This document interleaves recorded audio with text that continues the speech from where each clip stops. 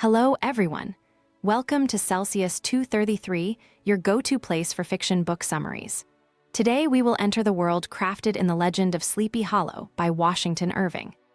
The Legend of Sleepy Hollow by Washington Irving, published in 1820, is a quintessential American ghost story set in the Dutch settlement of Tarry Town in the secluded glen known as Sleepy Hollow. This tale blends Gothic horror with humor, exploring themes of superstition, rivalry, and imagination, all while capturing the spirit of early American folklore. Plot summary. In the quiet village of Tarry Town, nestled beside the Hudson River, lies the mysterious region known as Sleepy Hollow. This secluded glen is enveloped by an air of drowsy enchantment. The villagers are steeped in legends of ghosts and supernatural beings, the most famous of all being the terrifying Headless Horseman, a ghostly figure said to haunt the area, especially after nightfall. Among the inhabitants of this haunted valley is Ichabod Crane, a lanky, awkward schoolmaster from Connecticut who has come to Sleepy Hollow to instruct the local children. Ichabod is as peculiar in appearance as he is in character, with a long, thin frame and a head that seems too small for his body. He is a man of voracious appetite, not only for food, but also for stories of the supernatural, which are plentiful in Sleepy Hollow. Ichabod is a superstitious man, easily swayed by ghost tales and strange occurrences. To supplement his modest income, Ichabod also teaches singing to the young women of the village, a task that brings him into the company of Katrina van Tassel, the only daughter of a wealthy Dutch farmer. Katrina is a beautiful and flirtatious young woman, much sought after for her beauty and her father's fortune. Ichabod quickly becomes infatuated with Katrina, though his feelings for her are tinged with greed. He imagines himself marrying her and inheriting her father's vast estate, securing a life of luxury and ease. His daydreams are filled with visions of her father's bountiful farm, rich orchards, and fertile lands. However, Ichabod faces a formidable rival for Katrina's affections in the form of Brom van Brunt, known to the locals as Brom Bones. Brom is everything Ichabod is not: strong, boisterous, and skilled in physical feats.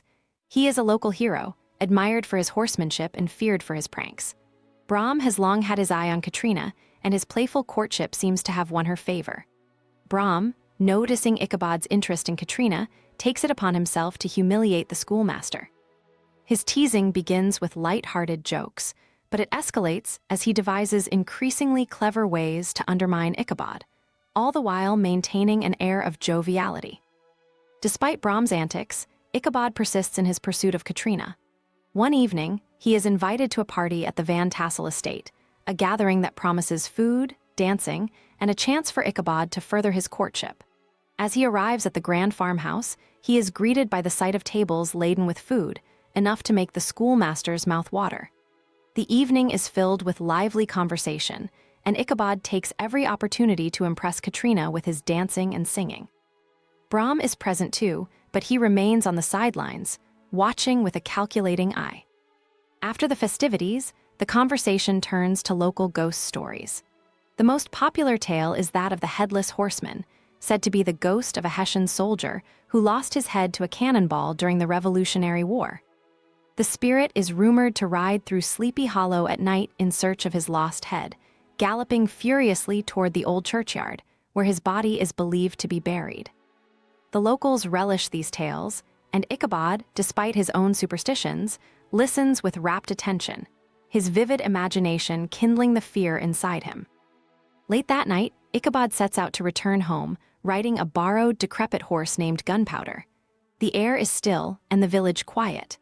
As he rides along the darkened path, his mind swirls with the ghost stories he has just heard, and every rustle of the leaves, every shadow, fills him with dread. As he approaches a particularly haunted part of the road, his nerves get the better of him. His thoughts are consumed by the legend of the Headless Horseman. Suddenly, as he passes the looming trees near the old church, he hears a galloping behind him. A dark figure on horseback appears out of the mist.